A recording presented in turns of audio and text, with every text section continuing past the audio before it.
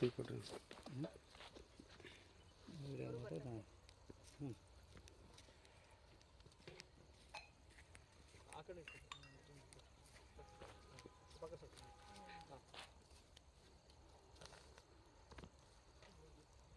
ಇದು ಕಾಣ್ತದೆ ನಮಗೆ ಕಡ್ಲಿ ಕಾಣಬೇಕು ಇಲ್ಲ ಇಲ್ಲ ಕಾಣುತ್ತೆ ಕಡ್ಲಿ ಕಾಣ್ತವ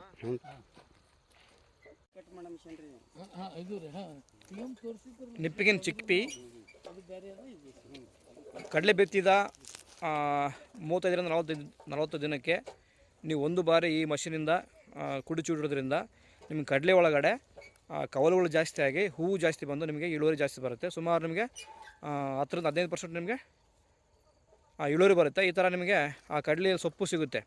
ಆ ಸೊಪ್ಪನ್ನು ನೀವು ಏನು ಮಾಡ್ಬೇಕಂತಂದರೆ ನೀವು ತರಕಾರಿಯಾಗಿ ನೀವು ಪಲ್ಯವಾಗಿ ಯೂಸ್ ಮಾಡ್ಬೋದು ಮನೆಯಲ್ಲಿ. ಸೊ ಇದು ನಿಮಗೆ ಪೋಷಕಾಂಶ ಜಾಸ್ತಿ ಇರೋದ್ರಿಂದ ನಿಮಗೆ ಒಳ್ಳೆಯದಾಗುತ್ತೆ. ಸೊ ಹಾಗಾಗಿ ಈ ಒಂದು ಮಷೀನಿಂದ ಕಡಲೆ ಬೆಳೆಗಳಲ್ಲಿ ನೀವು ಬಿತ್ತಿದ ಒಂದು 35-45 ದಿನದ ಒಳಗಡೆ ಒಂದು ಬಾರಿ ನೀವು ಈ ಕುಡಿಚುಟ್ಟೋದ್ರಿಂದ ನಿಮಗೆ ಇಳುವರಿ ಜಾಸ್ತಿ ಬರುತ್ತೆ.